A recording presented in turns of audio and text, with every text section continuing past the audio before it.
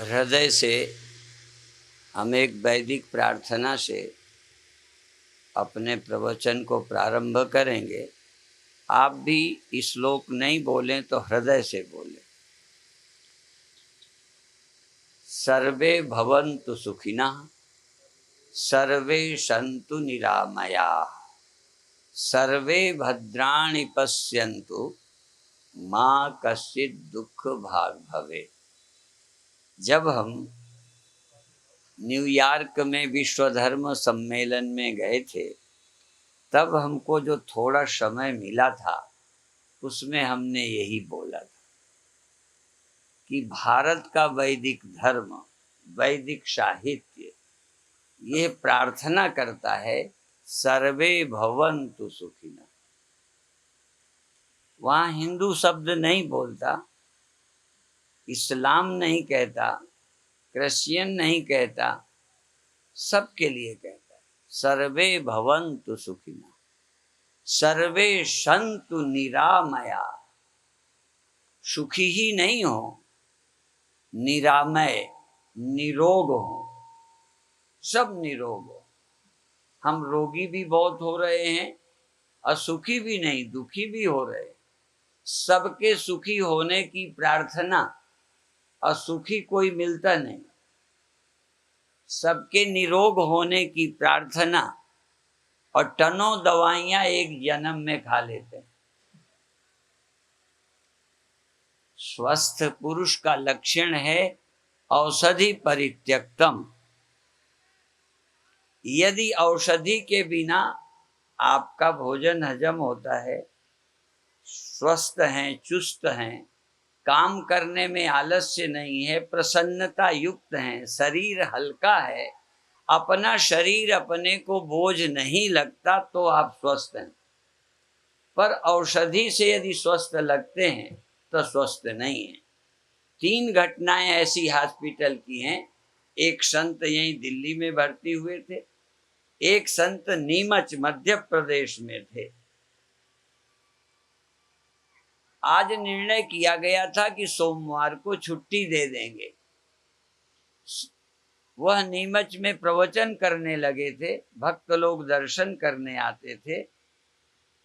यहाँ पर एक संत का एक्सीडेंट हुआ था, हॉस्पिटल में भर्ती हुए। एक चाय वाले ने उनकी सेवा की, कोई परिचय नहीं निकला। अंत में इतवार के दिन अचानक डॉक्टर बुलाने पड़े, जबकि छुट्टी देनी थी। दोनों घटनाएं एक जैसी। क्यों स्वस्थ लग रहे थे? इंजेक्शन, ग्लूकोज, शक्ति की दवाइयां, दर्द की दवाइयां। न पेशेंट को पता कि मैं बीमार हूं। ताकत है दवा शक्ति की, दर्द की दवा दर्द है नहीं, कमजोरी है नहीं, खून चढ़ा है, बिल्कुल स्वस्थ लगते।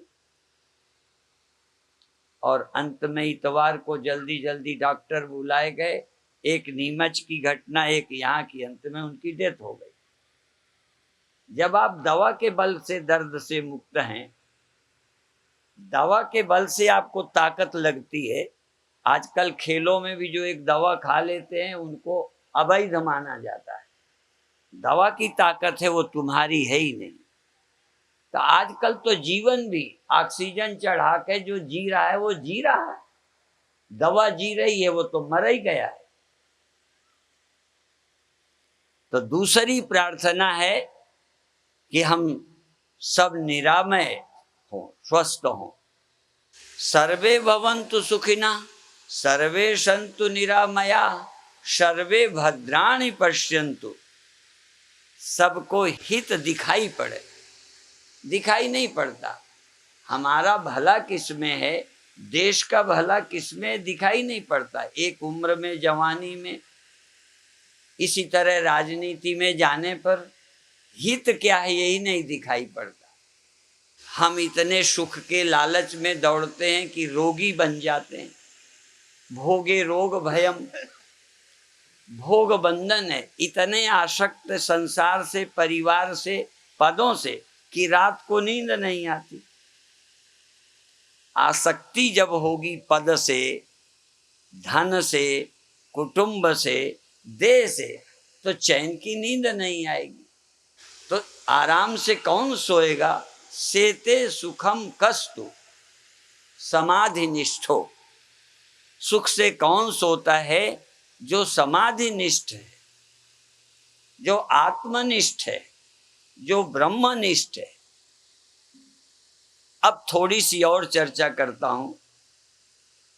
भगवान ने मनुष्य को बुद्धि दी थी कि जो पशु अपने कष्टों का इलाज नहीं कर पाते, कुएं नहीं खोद पाते, पानी की व्यवस्था नहीं, खाने की व्यवस्था नहीं, जो प्रकृति से मिल गया उसमें जीते हैं।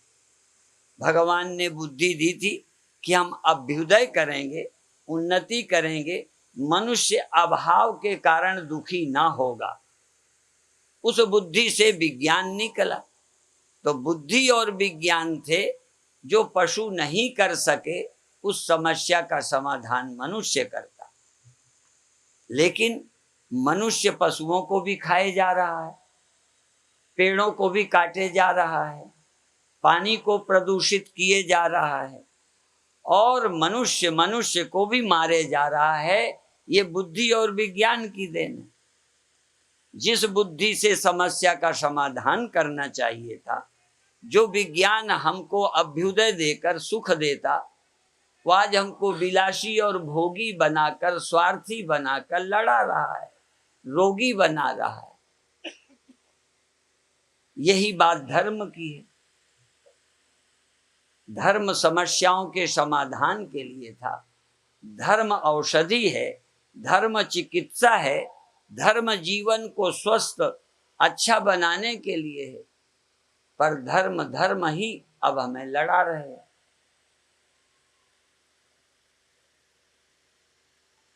तो धर्म समस्या का समाधान न बन करके समस्या बन रहा है।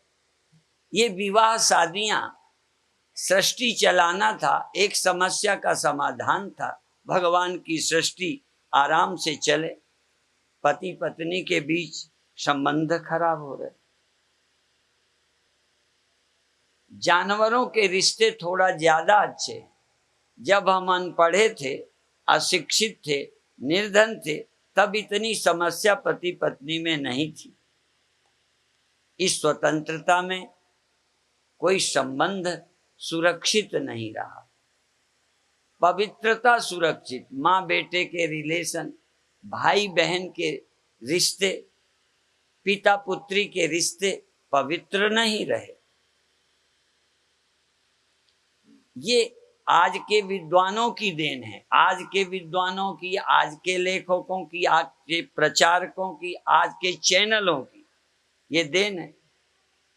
जिन चैनलों के माध्यम से अमृत दिया जाना चाहिए, समाज की चिकित्सा होनी चाहिए, उन चैनलों के माध्यम से समाज को रुग्ण बनाया जा रहा। रोज एक छोटे बच्चे का आज ही अखबार है, किशोर बच्चा किशोरी की हत्या करता है केवल प्रेम के लिए। ये इतने प्रेम का पागलपन कहाँ से मिला? चैनलों के माध्यम से, टीवी के माध्यम से, अखबारों के माध्यम से, लेखकों के माध्यम से। ये कोमल कोमल बच्चे जिनको अभी कुछ पता नहीं है।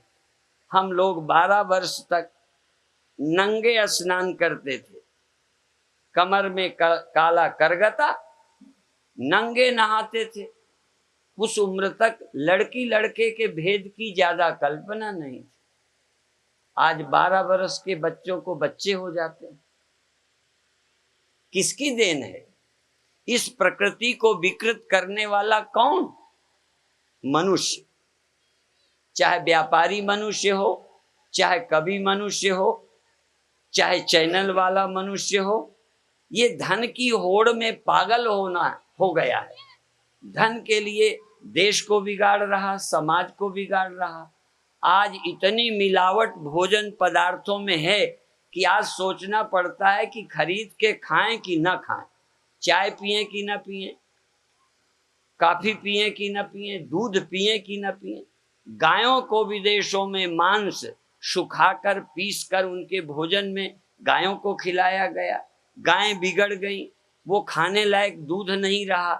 वहां बंधन लगा, अमेरिका में अभी भी नहीं है। हमारी सब्जियों में क्या डाला जाता है? ये हमारे स्वस्थ रहने का है क्या?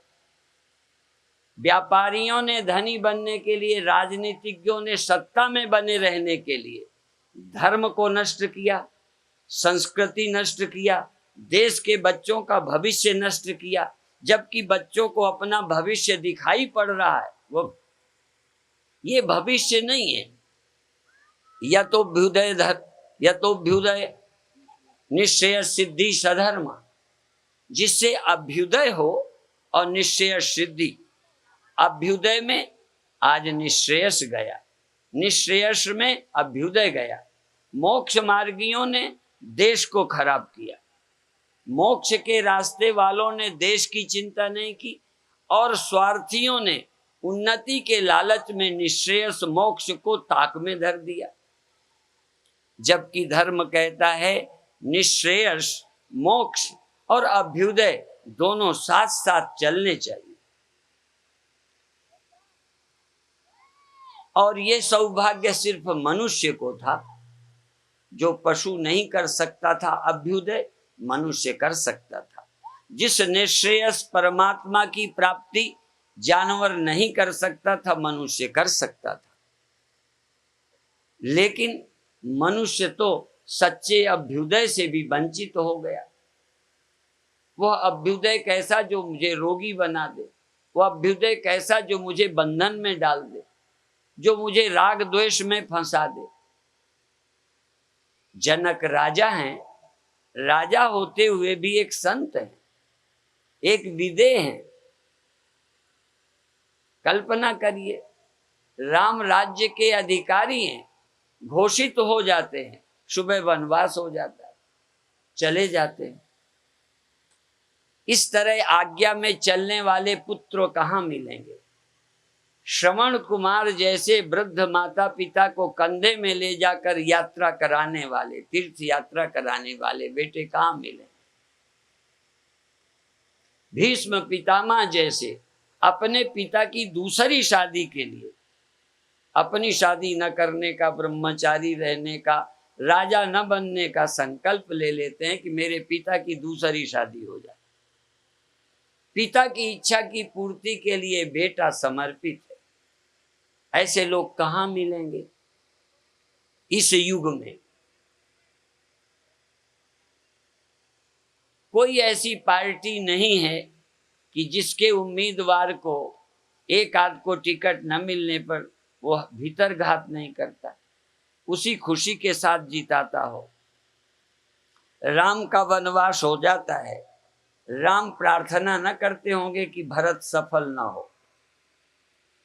आज कोई राम होता तो भरत को फेल करने में लग जाता, क्योंकि यदि कोई पार्टी सफल हो जाएगी तो मेरा मौका नहीं। यदि ये जीता विधायक सफल हो गया तो दोबारा भी मुझे टिकट नहीं मिलेगा, इसलिए जीते हुए विधायक को सफल नहीं होना चाहिए। सौभाग्य की बात है कि इस क्षेत्र के विधायक यहाँ हैं। मैं एक सत्य रख रहा हूं। लोग रामायण की कथा करते हैं कि जब राजा लोग धनुष तोड़ने जाते हैं तो जो तोड़ने जाते हैं वो एक जाता है धनुष तोड़ने, और बाकी हजारों मना रहे हैं कि इससे धनुष ना टूटे। यदि इससे टूट गया तो मेरी बारी ना आएगी, यही सीता ले जाएगी। आजकल सत्ता सीता की तरह है, सब मना रहे हैं कि ये जीते ना, ये पार्टी सफल ना हो, पार्टी सफल ना हो, व्यक्ति सफल ना हो, नहीं मुझे मौका ना मिले। ये देश की सोच है। इसलिए मैं बार बार कहता हूं, अध्यात्म क्या है? मेरे जानते अध्यात्म क्या है? भगवान कृष्ण अपना और जनक का उदाहरण देते हैं। वो कहते हैं इस तीनों लोकों में मुझे कुछ भी पाना बाकी नहीं। नानवाप्तव्यम त्रिषु लोकेषु किंचन। इस तीनों लोकों में कृष्ण कहते हैं मुझे कुछ ऐसा अप्राप्त नहीं है जो मुझे पाना हो। ख्याल में भी नहीं है कि मुझे कुछ अभाव है, फिर भी मैं काम करता हूं। यहाँ हजारों लोग तरस रहे हैं धन के लिए, पद के लिए, सुख के लिए, सुविधा के लिए, और श्रम नहीं करते। एक कृष्ण जैसे योगी हैं, अवतार हैं, साक्षात भगवान हैं, जिन्हें चाहिए कुछ नहीं और काम करते हैं। और उदाहरण देते हैं जनक का कि देखो जनक वैसे भी महान थे, फिर अष्टावक्र के संपर्क से परम ज्ञान को उपलब्ध हुए। जनक के यहाँ महात्मा रह के कथा करते थे, जनक कथा सुनते थे। आज राजनीतिज्ञों को कथा से परहेज है, और जिसको राम से, कथा से, अध्यात्म से परहेज है, वो रावण राजा तो बन सकते हैं पर राम नहीं बन सकते, कृष्ण नहीं बन सकते, लुटेरे बन सकते हैं, लेकिन कृष्ण जैसे कि कुछ चाहिए ही नहीं। जैसे संतों के लिए कहा जाता है परोपकाराय सताम विभूतया, यहां लाल कपड़ा नहीं कहा। महान लोगों को, पूर्ण लोगों को, आप्त काम लोगों की जो संपत्ति है वो दूसरे के लिए है। उनका तन, उनका मन, उनकी कलम, उनकी बुद्धि, उनका सब कुछ, उनका अधिकार भी दूसरे के लिए। कितने बार कहा जाता है कि पेड़ अपने लिए नहीं फलता, नदी अपने लिए नहीं बहती, चंद्रमा सूरज अपने लिए नहीं है, पृथ्वी अपने लिए नहीं है, किसी और के लिए। एक संत के लिए जरूर कहा है, जो जीवित होता है, समझ भी होती है, क्योंकि पेड़ को समझ नहीं, इसलिए परोपकारी है। आज भी थोड़ा बहुत परोपकार यदि है भी तो जानवर में है, पेड़ में है, जमीन में है, जो जड़ है, जिनके अकल नहीं है वही परोपकारी है। अकल आते ही स्वार्थी, पर अकल होते हुए, शरीर होते, अकल होते, जीवित होते यदि कोई परोपकारी होता है तो उसका नाम संत है। फिर चाहे लाल कपड़े में हो, चोटी वाला हो, बिना चोटी वाला हो, सत्ता में हो या रोड में हो, वो जहां होगा परोपकार ही कर रहा होगा। नदी बहती परोपकार करती है, पेड़ फलता परोपकार करता है, चंद्रमा सूरज ऊपर रह के परोपकार करते हैं। और परोपकार करने वाले को आप जानते हो क्या मिलता है? निष्काम कर्म करने वाले को निश्रेयस मोक्ष और भगवान मिलता है, और स्वार्थी को आहा न खुदा ही मिला, न विशाले सनम, न इधर के रहे न उधर के रहे। केवल इधर भागने वालों का इधर भी गया और उधर तो जा ही नहीं सकते। प्रभुता को सबको चाहे, प्रभु को चाहे न कोई, प्रभुता तजी प्रभु को चाहे तो प्रभुता दासी हो। लेकिन लोग प्रभु को छोड़कर प्रभुता की तरफ जाते हैं, तो प्रभुता तो इनकी हो न सकी, और शांति भी गई, अध्यात्म भी गया, चित्त की पवित्रता भी गई। मानो न मानो, धर्म सीढ़ी है, अध्यात्म सिद्धि है। अध्यात्म आदमी को मुक्त करता है, और विश्व में किसी समस्या का थोड़ा बहुत समाधान कोई कर भी ले, पर जीव की जो आंतरिक अभिलाषा है पूर्णता, पूर्णता के लिए तो लोग चोर बने, पूर्णता के लोग तो राजनीति के दलदल में फंसे और फंसाया। आदमी चाहता क्या है? पूर्ण होना। उस पूर्णता की ललक में राक्षस तो बन गए, देवत्व भी गया, मनुष्यत्व भी गया। उस बड़े होने की ललक ने, अभी अभी एक आध पहले गाना गाया गया था, पहली लाइन क्या है मुझे पता नहीं, और पहले भगवान ने कैसे भेजा? निर्मल काय। परमात्मा ने हमको निर्मल शरीर, निर्मल मन, छोटे बच्चों का मन देखिए, दूसरे के मुंह में भी डाल देगा, कभी अपनी थाली से अपने मुंह में डाल लेगा, कभी रो देगा, कभी हंस देगा। कोई छल नहीं, दिखावा नहीं, ढोंग नहीं। परमात्मा ने हमको निर्मल काया मन देकर भेजा और हमने क्या कर लिया? मैली कर लिया। अब मैली करके कैसे जाओगे वहां? उसने तुम्हें निर्मल काया देके भेजा, अब मैली चादर ओढ़ के कैसे द्वार तुम्हारे आऊं? हमने तुम्हें कुछ धन दिया कमाई करना, तुम शराब पी लोगे, फिर बाप को क्या मुंह दिखाओगे? उसके दरबार में तो वही जाते हैं जो उसके दिए हुए निर्मल काया को निर्मल। कबीर साहब कहते हैं कि ज्यों की त्यों धरती नहीं चदरिया, जैसी तुमने दी थी मैंने उसमें कोई दाग नहीं लगाया, गंदी नहीं की।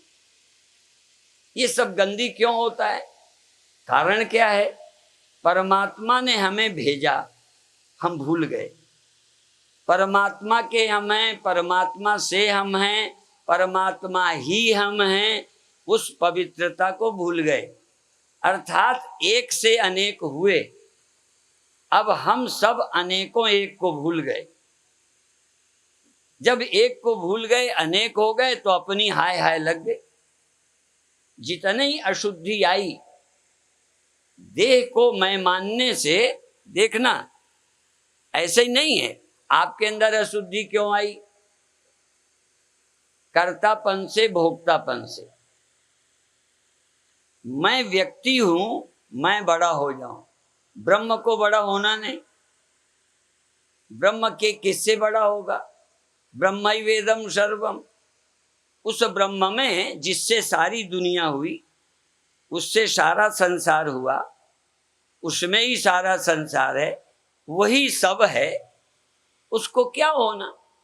जब हम ये भूल गए कि वही हम हैं, जब हम ये भूल गए उसी के हम हैं, उससे ही हम हैं, वही तो हम रूपों में आया है, तो हमारा प्यार खत्म, हमारी पूर्णता खत्म। जब हम अपनी पूर्णता को भूल गए, एक छोटी सी कविता कभी पहले लिखी थी, कवि तो नहीं था, पर ऐसे, मान अपने को अपूर्ण, पूर्णता की चाह की है। मान अपने को अपूर्ण, पूर्णता की चाह की है। इसलिए ही हमें पूर्ण होने के लिए राग द्वेष की आग लगी पड़ी। तुम भी पूरा होना चाहते हो, मैं भी। अब पूरा तो एक है, सागर पूरा है। लहर ने अपने को अलग माना लहर से, तो ये बड़ी होने में लगी, वो बड़ी। अब कितनी बड़ी होएंगी, कितने सागर हो जाएंगे? सब सागर।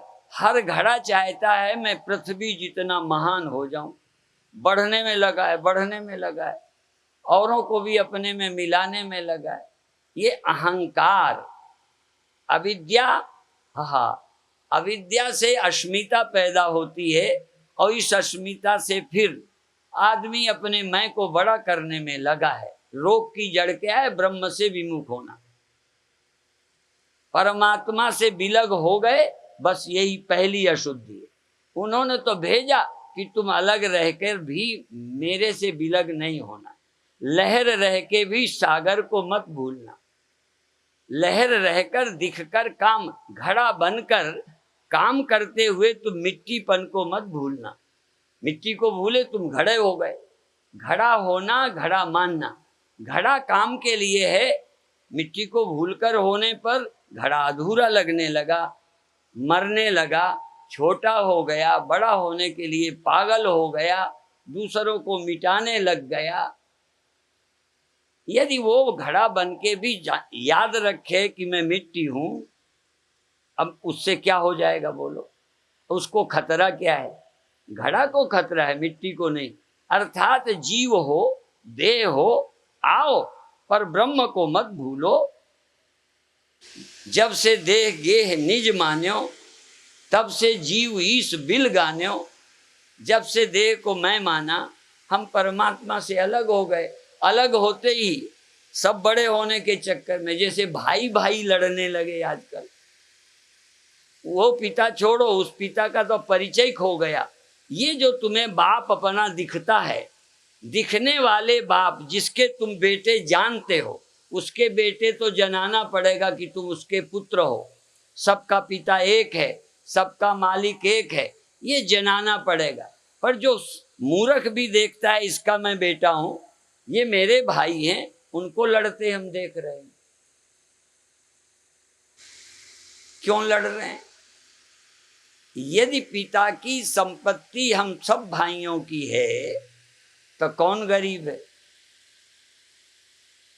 गरीब अमीर भाई भाई भी तब होते हैं जब पिता की जायदाद से अपनी पर्सनल जायदाद बना लेते हैं। पर्सनल भाई जब अपनी संपत्ति बनाता है तो कोई भाई गरीब कोई अमीर होता है। बाप की संपत्ति रहते किसी बेटे की अपनी संपत्ति ना हो, कोई बेटा गरीब हो जाए तो मैं जानता, कोई बेटा अमीर हो जाए। और अब से 150 साल पहले एक भाई कमाता था तो न कमाने वाला गरीब नहीं था। एक भाई किसान था, एक वकील था, एक डॉक्टर था, एक कुछ था, एक पुलिस में था, सब बराबर, सब पैसा घर में सबका है, कपड़े एक समान आ जाएं, भोजन एक समान बन जाए, परिवार एक। जब परिवार में ही अब द्वैत हो गया, इस परिवार में एकता नहीं रही। हमें बचपन की याद है, हमारे बड़े भाई की शादी में माँ के गहने काम आए, माँ के, उन्हीं को साफ करा के हमारी बड़ी भाई की पत्नी के गहने बन गए। जब दूसरे की शादी हुई तो बड़े भाई की पत्नी के गहने सब दूसरे भाई के गहने हो गए। गहने किसी के नहीं थे, घर के थे, चाहे जिसको पहनाते जाओ, सबका उत्साह बढ़ाते जाओ नए नए को। हमारे बहुत आश्रम हैं तो जो नया होता है उसके लिए हम ख्याल करते हैं, पुराने का नहीं करते। पुरानी बहू अब सब समझदार हो गई, परिवार की हो गई, अब गहने दूसरे को दे दे। माँ ने जब बहू को दे दिए तब बहू, अब आज की सास अपने मरते दिन तक अपना बनाएगी, बहू को नहीं देगी तो बहू कैसे छोटी बहू को दे दे? ये रोग शुरू हो गए। ये सच्ची घटना है, ये इतिहास नहीं है, पुराण नहीं है। कुछ दिनों में भारतीयों की संस्कृति पुराणों की तरह गप मानी जाएगी कि ऐसा भी होता था कि माँ के गहने बहू को मिलते थे, बड़ी बहू के गहने छोटी बहू को मिल जाते थे। और शादी के लिए भी एक वो जोकर सा कपड़ा होता था, उसके बल से शादी होती थी और वो पहना दिए जाते थे, वही टीका इस लड़की को बांध। अब तो इतना खर्च होता है कि बिना लुटेरे हुए काम चलेगा ही नहीं। इसलिए गायत्री परिवार के लोग कभी कभी कहते हैं कि ज्यादा खर्च करने वाला आदमी ईमानदार रह ही नहीं सकता। आप जानते हो इतनी जरूरतें बढ़ गई हैं कि बच्चे 25,000 50,000 कमा रहे हैं तब भी बूढ़े बाप से ले रहे हैं। इतना कमाई के बाद भी इन्हें जरूरत है। ये नहीं कि पिताजी इतना कमाते हैं आप ले लो।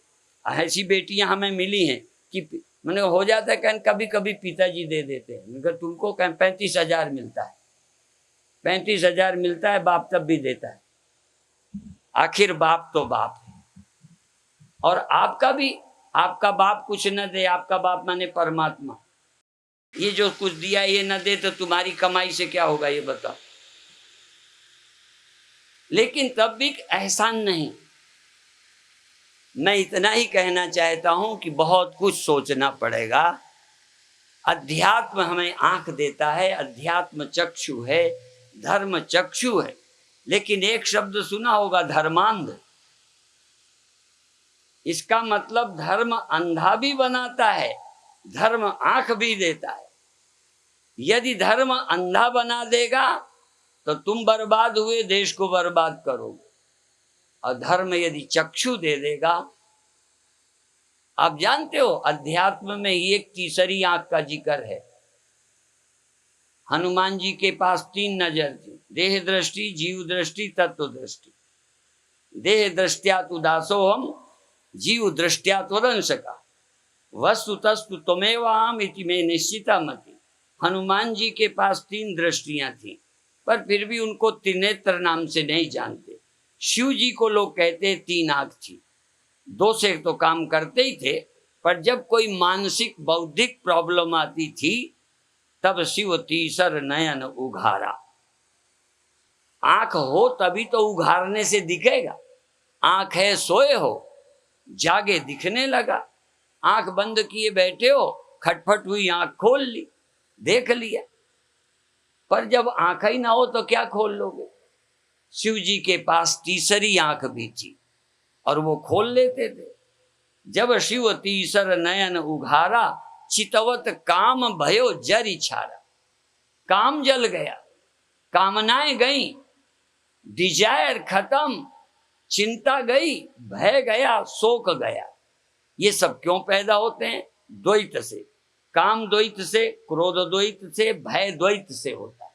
द्वितीयाद वै भयम भवति, द्वैत से भय होता है।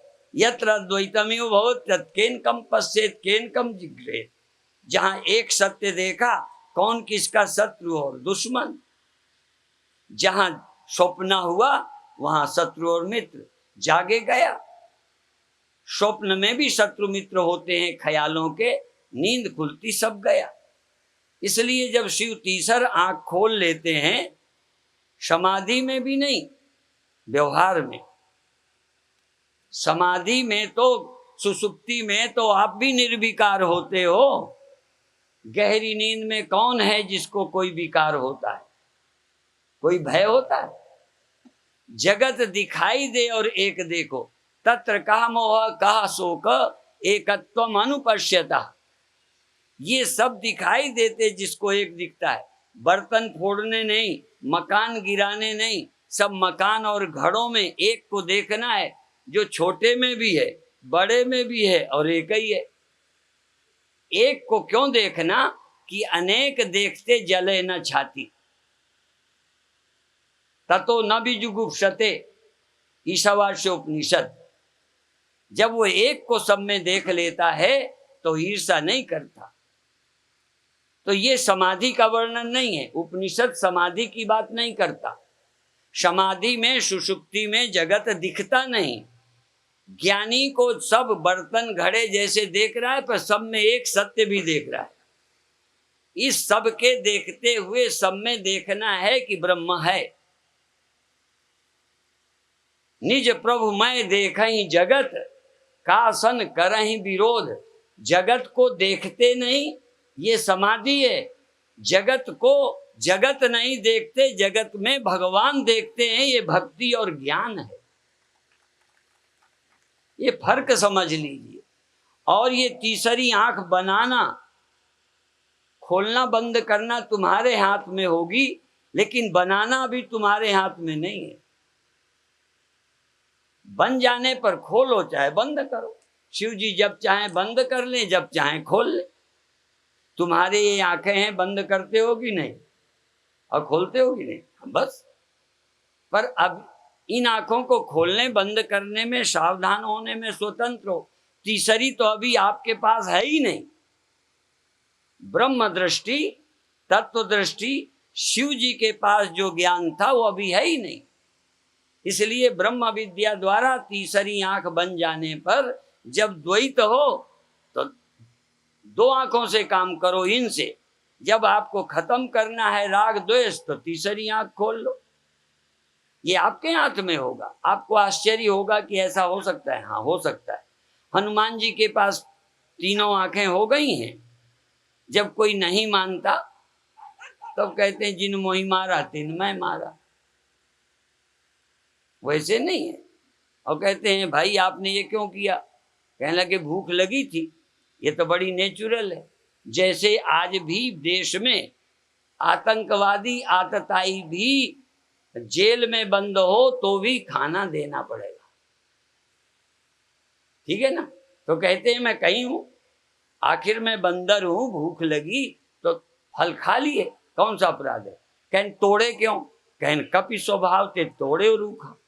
ये तो बंदर का स्वभाव है। नेचर के विपरीत नहीं जाना, पर नेचर पर थोड़ा नियंत्रण रहे।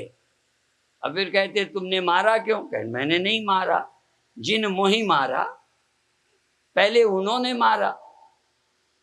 यदि तुम ऐसे कूड़ा, हम छोटे थे खेलते थे तो हम कहते थे हमारी बकरी चराओगे? कहें हाँ चराएंगे। कहें शेर से तो नहीं डरोगे? कहें नहीं डरेंगे।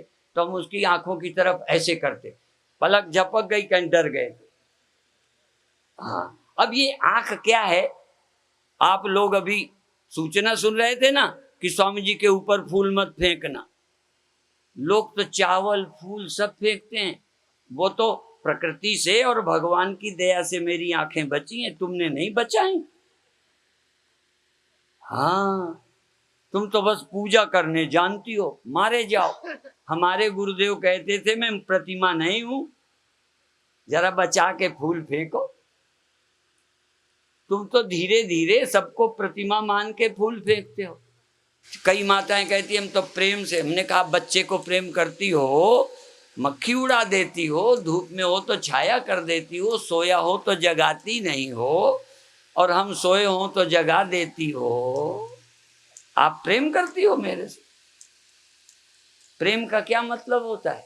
जिसको प्रेम करते हो, ज्यादा हम प्रसाद दे दें तो तुम मना करती हो कि बच्चे को ज्यादा मत खिलाओ, स्वामी जी नुकसान करेगा। माने जिससे प्यार करती हो उसके नुकसान की चिंता है, और बाबा जी मना कर रहे, गिड़गिड़ा रहे, मेरा पेट भरा है, फिर भी नहीं, प्रेम से बनाया है, खाओ, नुकसान नहीं करेगा। मैंने कहा देखो, ये तुम मेरे से प्रेम करती हो? सही बता दो, प्रेम का गणित कौन सा है? मैं समझता हूं प्रेम जिसको करते हो उसका नुकसान नहीं। कई पतियों को प्रेम करेंगे, नहीं अभी मत खाओ। अभी हमारे एक परिचित भक्त हैं, अपने पति को मीठा नहीं खाने देती, ज्यादा घी नहीं खाने देती, तला नहीं खाने देती। क्यों? इसलिए कि वो बीमार हो जाएंगे। प्यार जिससे करते हो उसकी सुरक्षा भी करते हो। यदि राष्ट्र को प्यार करते हो ना, तो राष्ट्र के लिए तुम अपनी भावना को भी रोक सकोगे, अपने स्वार्थ को भी नियंत्रित करोगे यदि तुम प्यार करते हो। कहते हम राष्ट्र भक्त हैं और टिकट न मिलने पर हराने लग जाते हैं, फिर राष्ट्र भूल जाता है। ये क्या है सब? जैसे स्त्रियों का प्रेम मोह है, श्रद्धा है पर विवेक नहीं है। पर गोस्वामी जी क्या कहते हैं? तुलसीदास हरि गुरु करुणा बिन विमल विवेक न होई, बिन विवेक संसार घोर निधि पार न पावे कोई।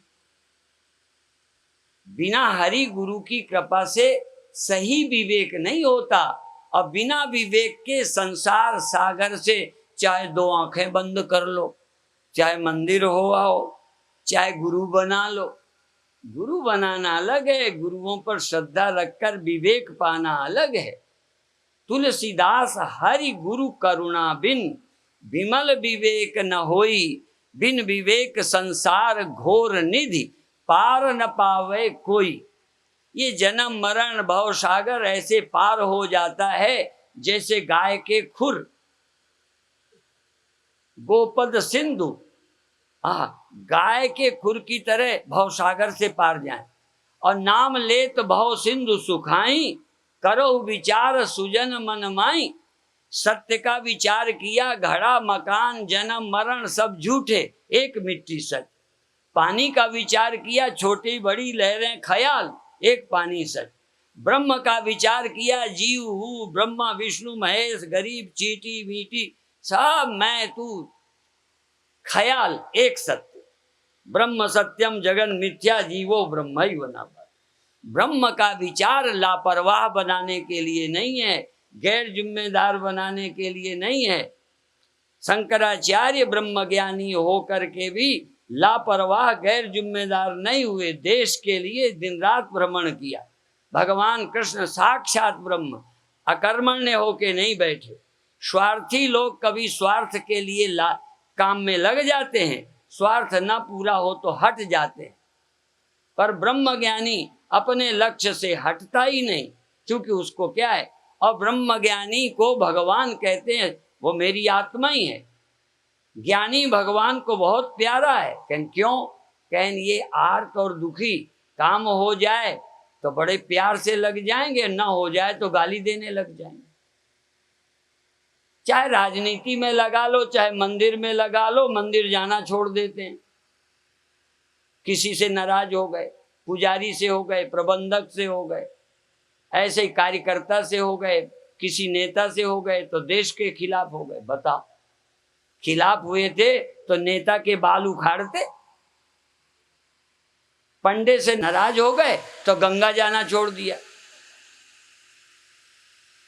अब देखो, नाराज हुए पंडे से और गंगा नहाना छोड़ दिया, नाराज हुए पंडित से मंदिर जाना छोड़ दिया। ऐसे ही नाराज हुए किसी पार्टी वाले से, आजकल जानते हो विश्व मंगल गोग्राम यात्राएं चल रही। विश्व मंगल, विश्व का मंगल गाय से है। हाँ, और गांव का भी मंगल। गांव और गाय यदि ये सुखी हो गए तो विश्व का मंगल हो जाए। हमारे यहाँ गाय को एक दिन मौन चराते कि डंडा भी नहीं मारना, गाय की खुजली करना, सेवा करना, खिलाना, दुखी नहीं करना। ऐसे। और गाय की पूजा से जिनके पुत्र नहीं थे पुत्र हुए। ऐसे ही कामधेनु नाम नहीं पड़ा, पर हम सब भूल गए। आज तो हम माँ बाप की सेवा नहीं करते, पहले बूढ़ों की, वृद्धों की सेवा सम्मान से बच्चों का भविष्य सुखी होता था। ये सब मंगलमय है, पर हम भूले जा रहे हैं। आप सबसे इतना ही निवेदन कि आप अपनी संस्कृति को, अपने देश के, हाँ देखो, भूलो मत। यदि भूल जाओगे तो धनी तो बन जाओगे पर सुखी नहीं बनोगे।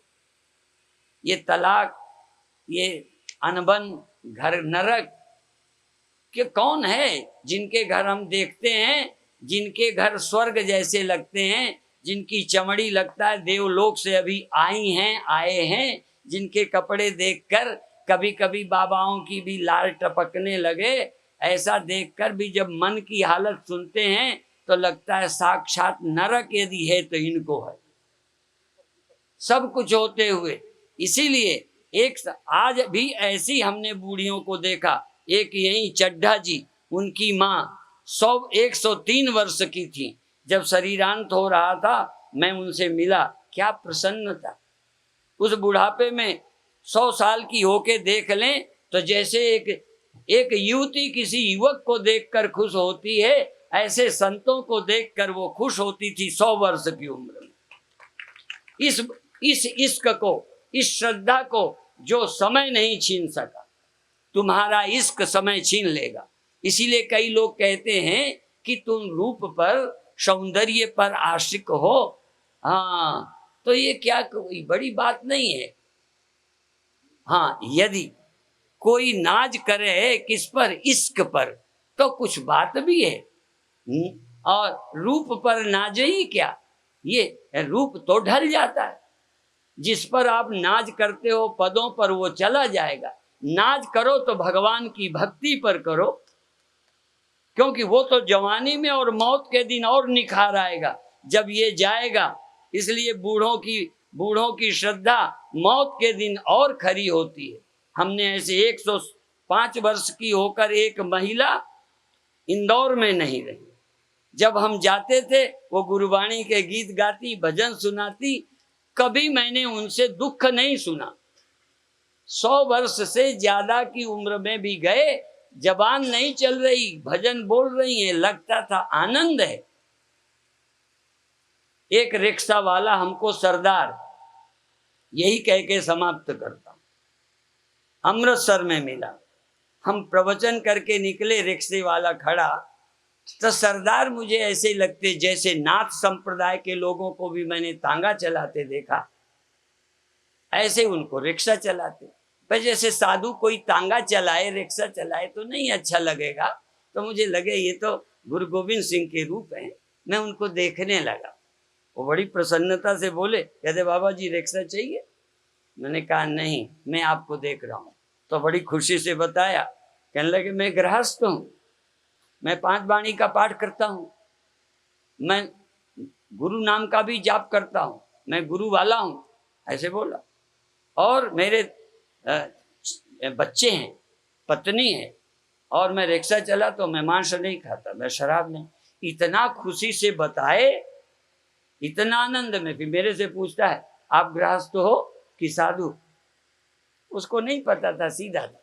मैंने कहा साधु, तो कहते हैं आपको एक फल मिलेगा, आप साधु हो, भगवान का भजन करते हो, एक फल मिलेगा। हम भगवान का भजन भी करते हैं और ड्यूटी भी अदा करते हैं, हमको 2 फल मिलेंगे। माने हमारे सामने भी उसकी प्रसन्नता देखिए। और कई नेताओं को देखा, जवानों को देखा, मुंह लटका है, वो रिक्शा चलाने वाला एक गुरुमुख देखो कितना आनंदित है। जो गुरुओं की, संतों की शरण आकर जीवन में आनंद नहीं है, निश्चिंत नहीं है, उसने पाया क्या फिर? एक ही तो चीज थी कि साधु के पास निश्चिंतता मिलती है। प्रलय ना व्यथंति चे, गीता देती है कि एक दिन शरीर नहीं, संसार नहीं रहेगा, तब भी जा मरने से जग डरे, मेरे मन आनंद। ऐसा मरने से ही पाइए पूर्ण परमानंद। ब्रह्म ज्ञानी नहीं मरता, ब्रह्म ज्ञानी सद जीवे नहीं मरता। ब्रह्म को प्राप्त व्यक्ति मरता नहीं, मरते तो वही हैं जो परमात्मा से विमुख हैं। इसलिए साकत का संग नहीं करना है, नास्तिक का नहीं करना, भटके का नहीं करना, देशद्रोहियों का नहीं करना, आतंकियों का नहीं करना, अच्छा साथ करना। तुम भी राष्ट्रभक्त बनना, राष्ट्रभक्त बनाना, देश को के भविष्य की रक्षा करना तुम्हारे हाथ में है। बहुत प्रसन्नता हुई आप लोगों को देखकर कि कुछ लोग इसमें नए जरूर शामिल हुए हैं। हाँ, और नए, और पहले से सचमुच मालूम होता तो अधिक लोग लाभ लेते, पर फिर भी चैनल के माध्यम से बहुत लोग लाभ लेंगे, अधिक लोगों तक संदेश पहुंचेगा। और मैं चाहता हूं कि देशवासियों को अच्छे समाचार, अच्छे संदेश, अच्छी प्रेरणा मिले, जिससे हम देश के एक अच्छे नागरिक होकर देश के भविष्य को अच्छा बनाएं। क्योंकि जहाँ रहना है वो घर ठीक रहेगा, तो जिसका घर टपकता है, घर गिरने का खतरा है, उसमें रात तुम्हें रहना पड़े। आजकल बलात्कार कितने डूबते हैं, कितने मरते हैं, कितने अपहरण होते हैं। लगता ही नहीं है कि ये 100 साल पहले का भारत है। पता नहीं आज़ादी से ये और गड़बड़ हो गई क्या? पहले हम गुलाम थे क्या? फिर गुलाम ही होना है? जो आज़ाद रह करके ठीक रहेंगे वही आज़ाद रहेंगे, नहीं गुलाम होंगे। जो स्वस्थ होकर परहेज रखते हैं वो स्वस्थ रहते हैं, और जो बीमार होकर परहेज करते हैं, स्वस्थ होकर लापरवाह हो जाते हैं, वो फिर बीमार हो जाते हैं। इसलिए आपसे निवेदन कि आज़ाद होने के बाद यदि ठीक रहोगे तो आज़ादी रहेगी, नहीं आज़ादी तुम्हारी जाएगी। इसलिए आपको अपनी आज़ादी को यदि बचाना है तो प्रेम से, पवित्रता से, भाईचारे के साथ रहना है। ओम शांति शांति शांति।